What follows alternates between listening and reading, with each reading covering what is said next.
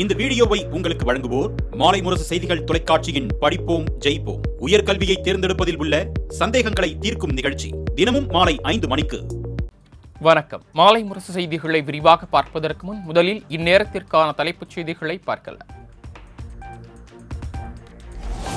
மாநிலங்களவை எம்பி தேர்தலில் போட்டியிட்ட திமுக, அதிமுக மற்றும் மக்கள் நீதி மய்யம் கட்சி தலைவர் கமல்ஹாசன் வேட்புமனு ஏற்பு. அனைவரும் போட்டியின்றி மாநிலங்களவை எம்பியாக தேர்வாகின்றனர்.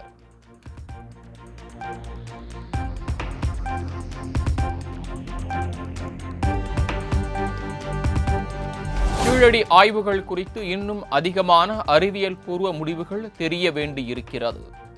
கீழடி ஆய்வறிக்கையை மத்திய அரசு அங்கீகரிக்கவில்லை என குற்றச்சாட்டு எழுந்த நிலையில் மத்திய அமைச்சர் கஜேந்திர சிங் ஷெகாவத் விளக்கம்.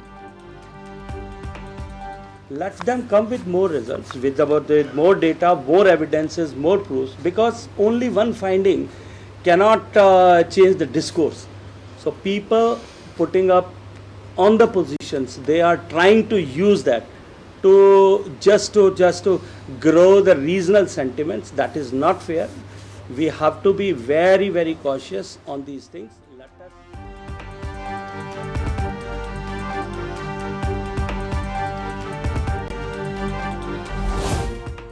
இந்தியாவுக்கே தமிழ்நாடு லீடர் என்ற நிலையை அடைந்திருக்கிறோம். சென்னையில் நவீன உலகளாவிய வணிக மையத்தை திறந்து வைத்து முதலமைச்சர் மு.க. ஸ்டாலின் பேச்சு. இந்த ரெண்டும் மகப்பேறு மற்றும் குழந்தைகள் நலன்களில் முன்னேற்றம் காண சிறந்த முன்னெடுப்பாக அமைஞ்சது. இன்னைக்கு தமிழ்நாடு இந்த துறைகளில் இந்தியாவுக்கே லீடர்னு சொல்லக்கூடிய இடத்தை அடைஞ்சிருக்கு. இந்த ரெண்டும்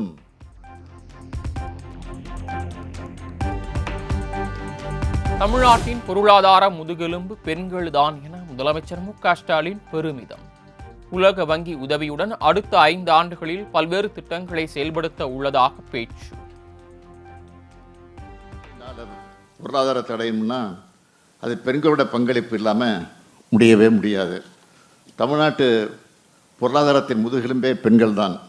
விவசாயம் அல்லாத வளர்ந்து வரும் துறைகளில் பெண் பணியாளர்களோட எண்ணிக்கையை அதிகரிக்கிற நோக்கத்தோடு அடுத்த 5 ஆண்டுகளில் 1185 கோடி ரூபாய் மதிப்பீட்டில் உலக வங்கி உதவியோட இந்த திட்டம் செயல்படுத்தப்படுது.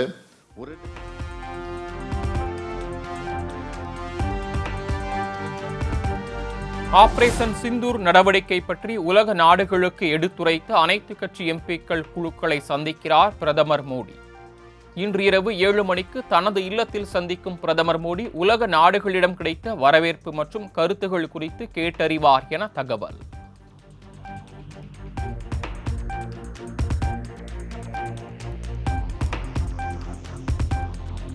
சென்னை சென்ட்ரல் மெட்ரோ ரயில் நிலையத்தில் 1,85,00,000 ரூபாய் மதிப்பீட்டில் அமைக்கப்பட உள்ள புத்தக பூங்கா முதலமைச்சர் மு.க. ஸ்டாலின் திறந்து வைத்து பார்வையிட்டார்.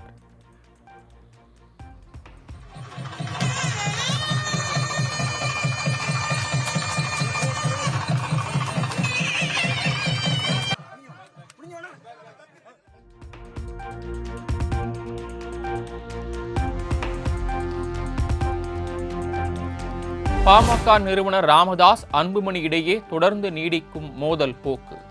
அன்புமணிக்கு எதிராக அடுத்தடுத்து புதிய நிர்வாகிகளை நியமித்த ராமதாஸ் மகனுடன் சமாதானம் ஆவாரா என கட்சி தொண்டர்கள் எதிர்பார்ப்பு.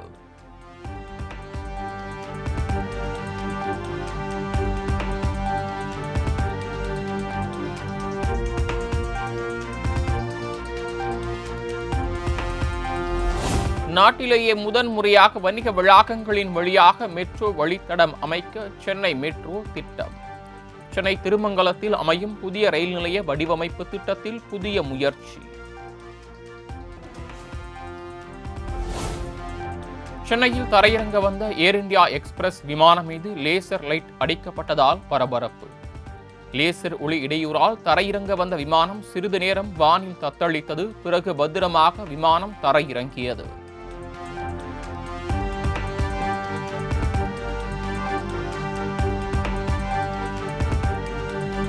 இந்தியாவில் மாணவர்கள் ஒரே நேரத்தில் ஆன்லைன் மூலமாகவோ நேரடியாகவோ கல்வி நிறுவனங்கள் மூலமாக 2 பட்டப்படிப்புகளை படிக்க அனுமதி. உயர்கல்வி நிறுவனங்களுக்கு பல்கலைக்கழக மானியக் குழு அறிவுறுத்தல்.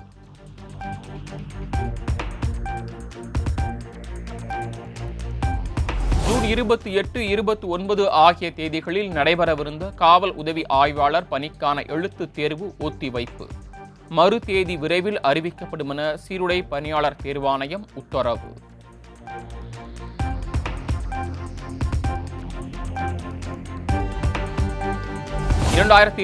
சட்டமன்ற தேர்தலில் சிபிஎம் கூடுதல் இடங்களில் போட்டியிட வேண்டுமென மாநில செயலாளர் பே. சண்முகம் விருப்பம். திமுக தலைமையிலான அணி மேலும் வலுவடைய வேண்டும் எனவும் கருத்து.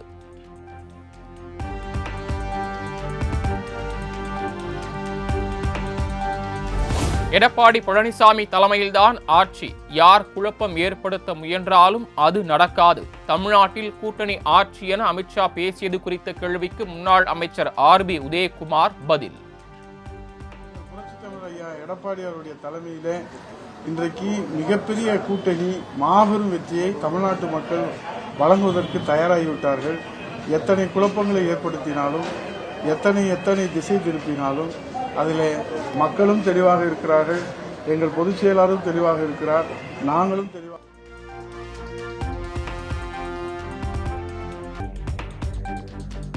நீட் தேர்வு முடிவுகளை வெளியிட தடை விதிக்க முடியாது என சென்னை உயர்நீதிமன்றம் திட்டவட்டம். மின்சார துண்டிப்பு காரணமாக மறு தேர்வு நடத்த வேண்டும் என 13 மாணவர்கள் தொடர்ந்த வழக்கில் உத்தரவு.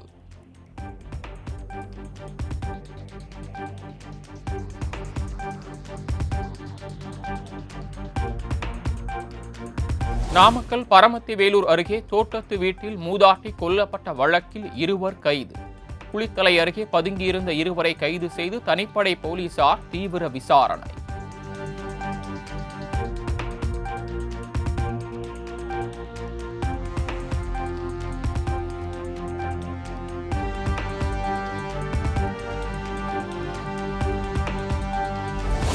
சென்னை கத்தீட்ரல் சாலையில் பிங்க் ஆட்டோ நிலைதடுமாறி சென்டர் மீடியனில் மோதி விபத்து. ஆட்டோ ஓட்டுநர் மற்றும் பயணிக்கு லேசான காயம் ஏற்பட்டு மருத்துவமனையில் அனுமதி.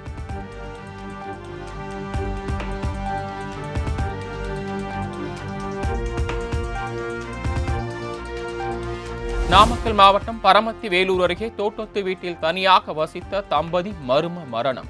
அழுகிய நிலையில் இருந்த 2 உடல்களையும் மீட்டு போலீசார் விசாரணை.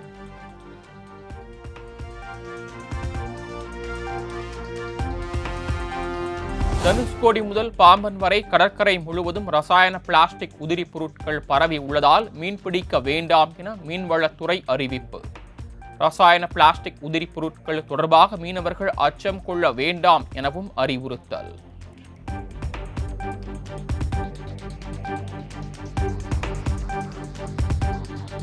கோவை மாவட்ட ஆட்சியர் அலுவலகம் முன் தூய்மை பணியாளர்கள் போராட்டம். பேருந்துகளை மறித்து போராட்டத்தில் ஈடுபட்டதால் போக்குவரத்து பாதிப்பு.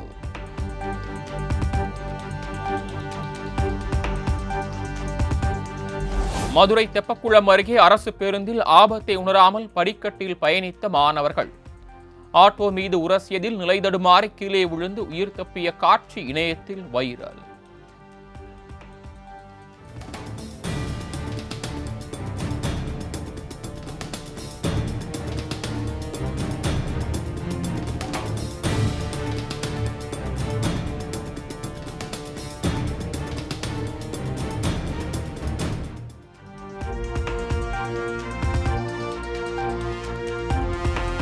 விருதுநகர் மாவட்டம் கல்விமடை கிராமத்தில் 30க்கும் மேற்பட்டோருக்கு திடீரென வாந்தி மயக்கம் ஏற்பட்டதால் மக்கள் பீதி.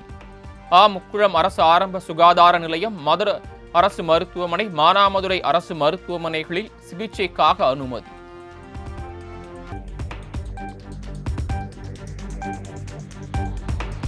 மதுரை கூடல்நகர் அழகர் பெருமாள் கோயில் தேரோட்டத்தில் ஏராளமான பக்தர்கள் பங்கேற்பு. வைகாசி விழாவையொட்டி நடைபெற்ற தேரோட்டத்தில் ஸ்ரீதேவி பூதேவியுடன் பொதுமக்களுக்கு காட்சியளித்தார் சுந்தரராஜ பெருமாள்.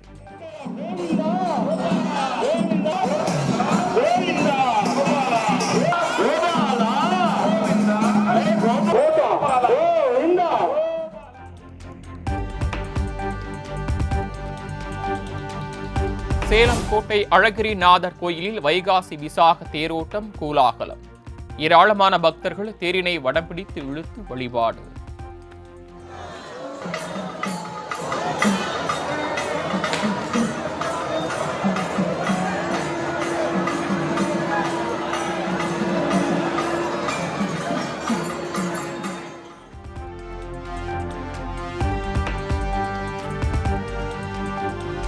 கர்நாடகாவில் தக்லைஃப் படம் வெளியாகும் திரையரங்குகளுக்கு பாதுகாப்பு வழங்க கோரிய வழக்கு ஒத்திவைப்பு. 13ஆம் தேதி வழக்கை விசாரிப்பதாக உச்சநீதிமன்றம் கூறியிருந்த நிலையில் அதே நாளுக்கு கர்நாடக உயர்நீதிமன்றம் ஒத்திவைப்பு.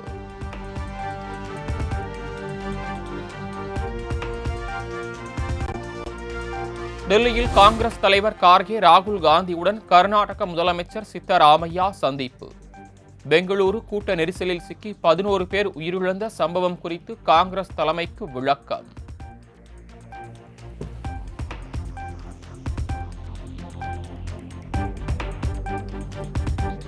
கோழிக்கோடு அருகே கடலில் தீப்பற்றி எரியும் கப்பலில் சுற்றுச்சூழலுக்கு தீங்கு விளைவிக்கும் 36 ரசாயன கண்டெய்னர்கள்.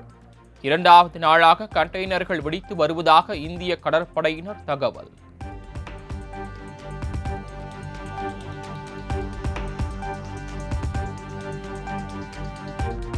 நாடு முழுவதும் கொரோனாவால் பாதிக்கப்பட்டவர்களின் எண்ணிக்கை 6815ஆக உயர்வு. அதிகபட்சமாக கேரளாவில் 2053 பேருக்கு கொரோனா தொற்றால் பாதிக்கப்பட்டுள்ளதாக தகவல்.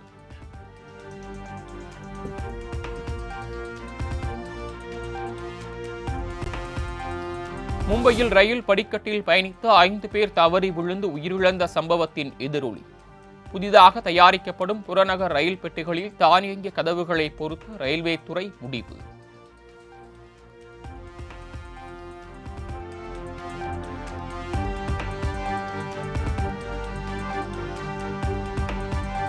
எலான் மஸ்கின் செயற்கைக்கோள் இணைய சேவை நிறுவனமான ஸ்டார்லிங்க் இந்தியாவில் அடுத்த 2 மாதங்களுக்குள் செயல்பாட்டுக்கு வருகிறது. ஸ்டார்லிங்க் கருவியை பொருத்தி பொது இணைப்பு கொடுக்க 33,000 ரூபாயும், மாதாந்திர இணைப்பு கொடுக்க 3,000 ரூபாயும் இருக்கலாம் என தகவல்.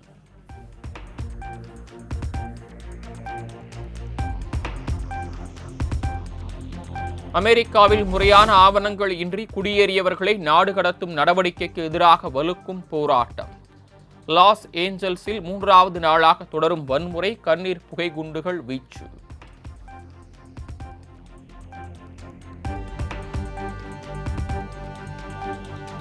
அமெரிக்காவின் நியூயார்க் விமான நிலையத்தில் இந்திய மாணவரை கொடூரமாக நடத்தி நாடு கடத்திய அதிகாரிகள். இணையத்தில் வீடியோ வெளியான நிலையில் வலுக்கும் கண்டனம்.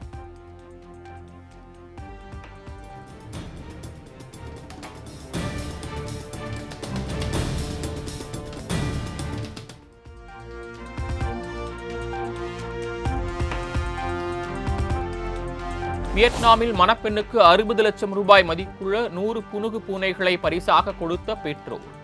புனுகு பூனைகளின் கழிவுகளிலிருந்து உலகிலேயே விலை உயர்ந்த காஃபி தயாரிக்கப்படுவதால் பூனைகளை பரிசாக கொடுத்த தம்பதி.